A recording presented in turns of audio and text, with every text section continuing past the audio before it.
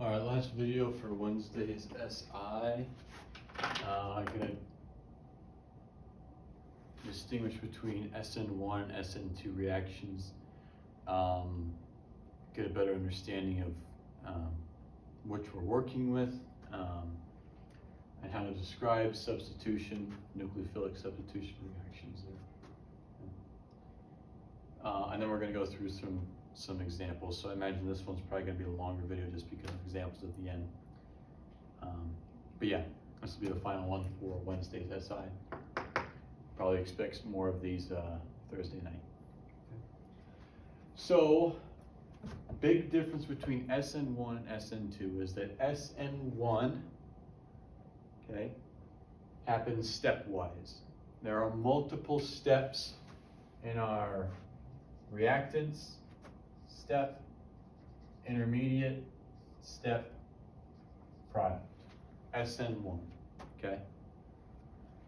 Whereas SN2 is concerted, meaning that everything happens at once. Okay, we go straight from reactants to products. Okay, SN2 happens all at the same time. It's concerted. Okay, both things are happening at once. Okay, whereas SN1, we're going one at a time. SN1 stepwise, SN2 concerted. Okay. Different ways that we can substitute something, usually on an alkyl halide, for example. Now the rate law, I'm not going to get too much into, but you can see here that the rate of our reaction for an SN1 is determined only on our product, or our reactant. Okay, in this case, an alkyl halide. Okay, what we're starting with, what our leaving group is going to be on. Okay. Then our rate law for SN2 is going to be dependent not only on our reactant, in this case, an alkyl halide, but also our solvent. Okay. Hopefully, you guys remember protic and aprotic solvents from week 3 or 4. Those are coming back. Those are going to help us kind of choose whether it should be SN1, SN2. Let's get right into that. SN1, okay, our intermediate for SN1, this area here in the middle, will involve a carbocation. Okay, this step here usually involves a carbocation. Now, SN1 reactions usually like polar protic solvents, okay, that can participate in hydrogen bonding because they destabilize. That's the exact opposite of what I'm going to say. They stabilize carbocations, okay? Having a polar protic solvent in solution stabilizes our carbocations, okay, which are usually pretty unstable. So having a polar protic solvent that can perform hydrogen bonding is going to make our carbocations a lot nicer to work with. Okay, and when we have something in an SN1, when we need to decide between SN1 and SN2, if we see a polar protic solvent, we know our carbocations are not going to be that bad, and we're probably going to use SN1. On the other hand, if we have a polar aprotic solvent, our carbocation intermediate would be pretty bad. And let's just avoid having the carbocation intermediate together. We'll just do it all at once, SN2. So aprotic, SN2, usually, often, frequently, most of the time, okay, majority. And then SN1, usually, mostly, largely, is going to be polar protic, okay, most of the time. Hopefully I made my point. Okay. Big thing on this I did not write down. Okay, we talked about primary and secondary and tertiary. Now let's actually deal with what's going on here. When you see a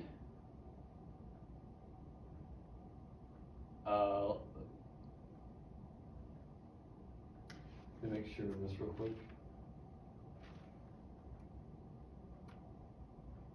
Yeah.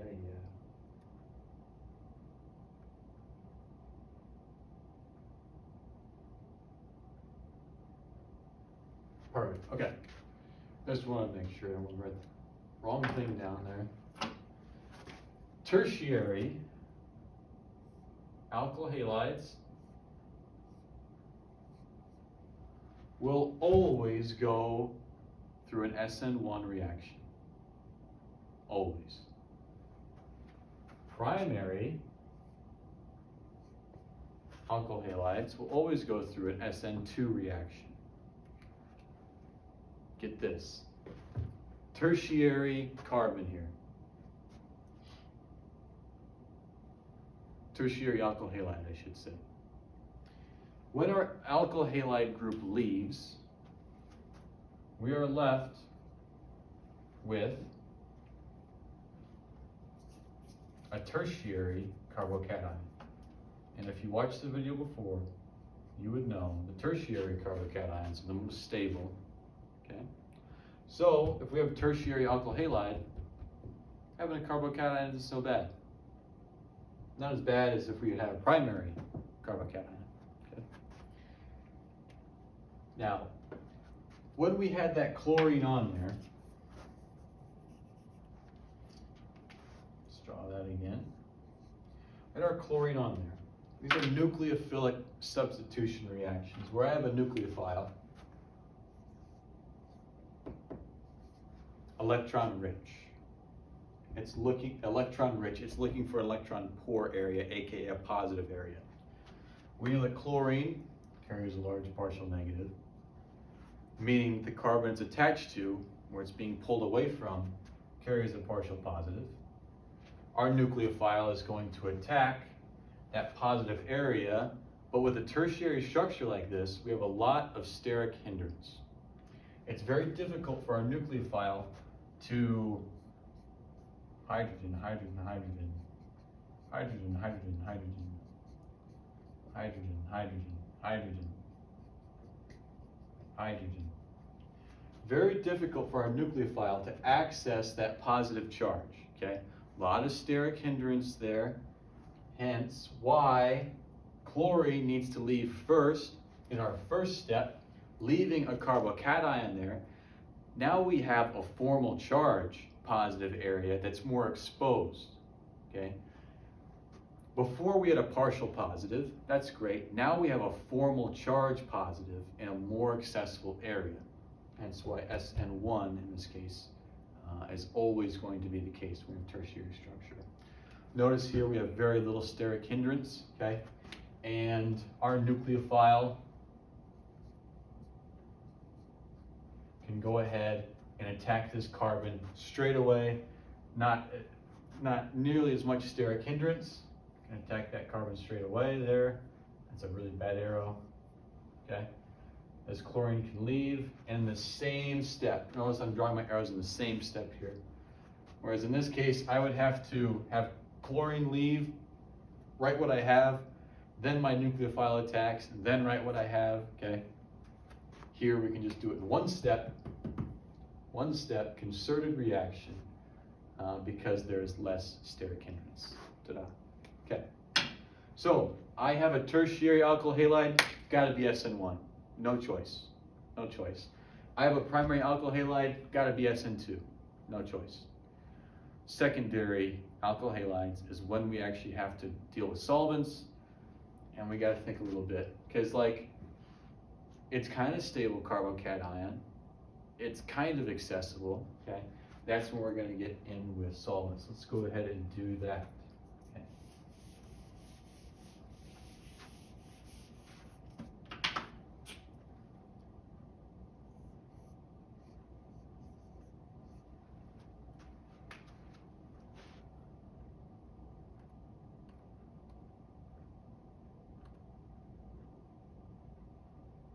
I'm gonna actually draw an example here. Different example. We have, not that color. I'm actually gonna move over here and we'll have sun in.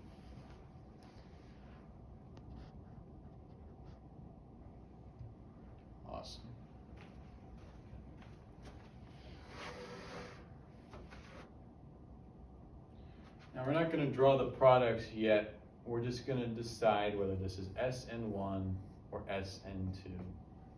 Chlorine up top with OH. I'm drawing my other reactant on the top of the arrow. I'm drawing my solvent on the bottom. Okay, that is conventional notation. All right. Now I'm going to decide if this is SN1 or SN2. Unfortunately, my chlorine is in a secondary position, so I can't just straight away say tertiary SN1, primary SN2. I gotta decide here. Right. Chlorine in secondary position, I have a very strong nucleophile. Okay. Strong nucleophiles usually have a formal charge on them. So I know that OH is a very strong nucleophile. Okay. All right. And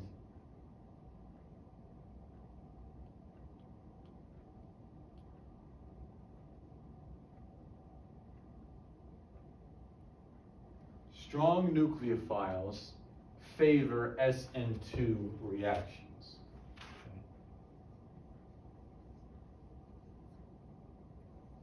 Again, not always, but strong nucleophiles are usually associated with SN2.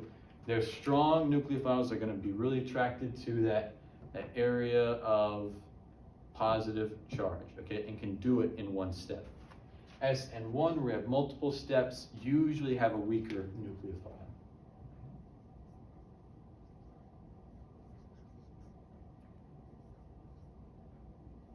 Usually, not always.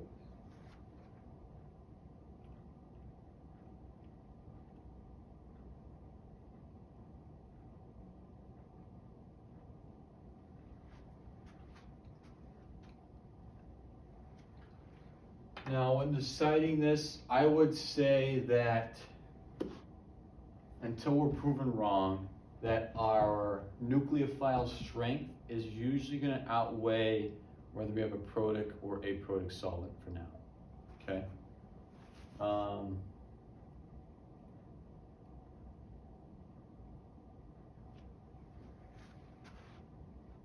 Yeah. Let me make sure.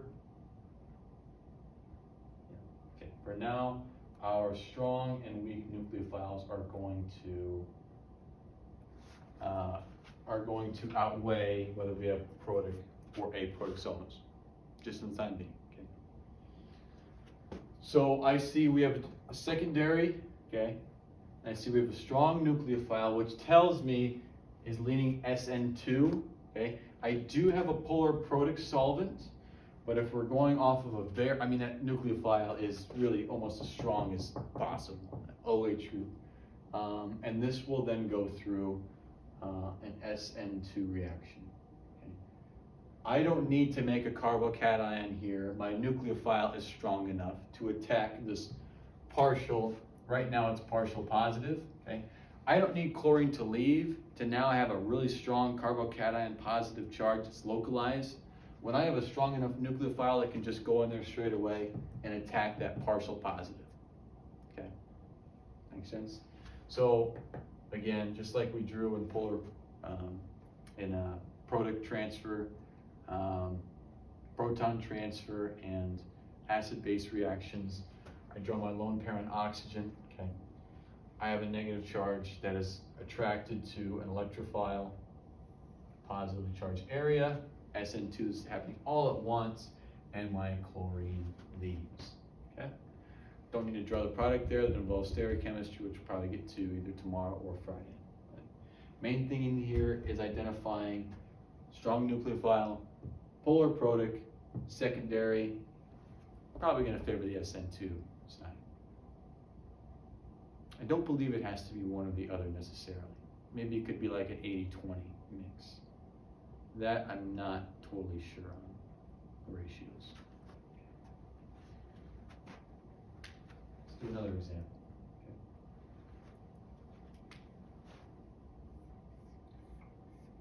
Take a little bit and decide, would this be SN1 or SN2?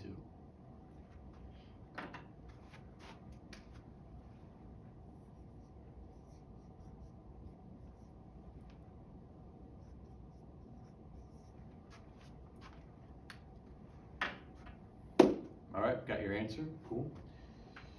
Now I have a strong, it doesn't matter. I have a primary alkyl halide. Primary alkyl halide,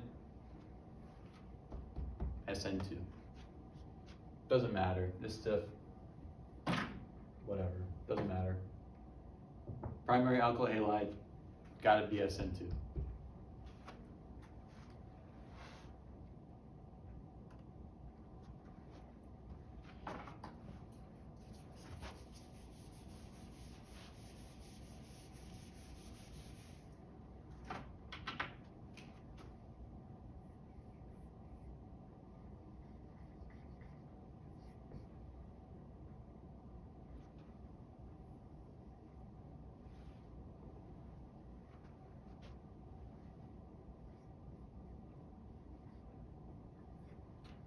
Cyanide and, I should know what this is, THF, maybe?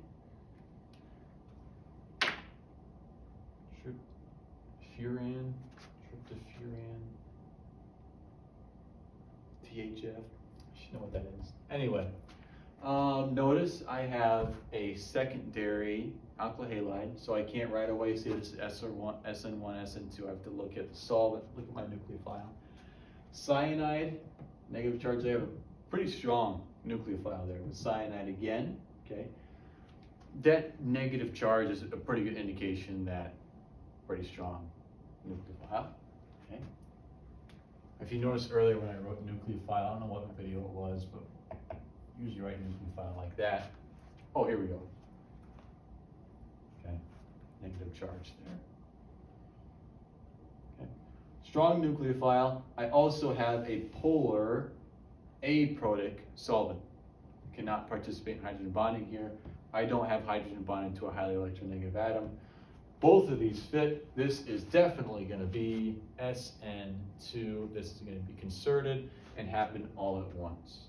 And if we wanted to see that, we would again, chlorine, partial negative, carbon is bonded to, partial positive, lone pair on carbon, attacks this carbon here that's partial positive, chlorine leaves, and now I have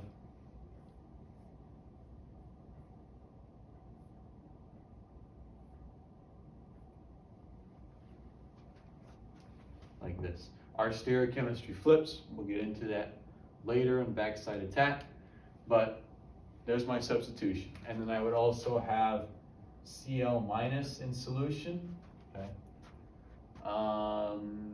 Yes, I have Cl minus in solution. We don't need to go any further than that. Okay, cool.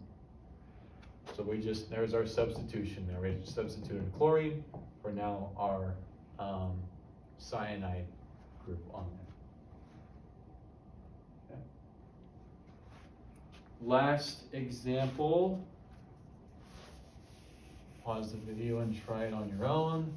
And then I'm going to sleep. Okay.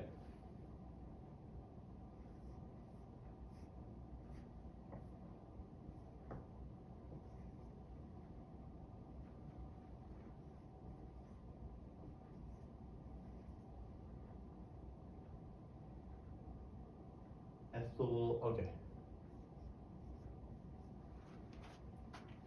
Okay. Take a little time. What are you thinking? Okay. What's your answer? All right. First thing I'm going to do is look here at my tertiary alkyl halide. Tertiary, I don't even care. I don't even know what was written there. Tertiary alkyl halide. SN1. I'm going to get a stable carbocation here. So what if I had aprotic solvent and strong nucleophile? It's going to be very tough to do it all in one step. I have a lot of steric hindrance here. Okay, this is what you're writing on your assessment for your reasoning why. Okay, your answer to question 6 would be SN1. Your question to answer 7, explaining it, would be A, light steric hindrance there. I don't think we can do this all in one step. Despite there being a strong nucleophile, despite there being an aprotic solvent, this is going to be SN1 because I can make a stable enough carbocation. Boom. See you in SI tomorrow.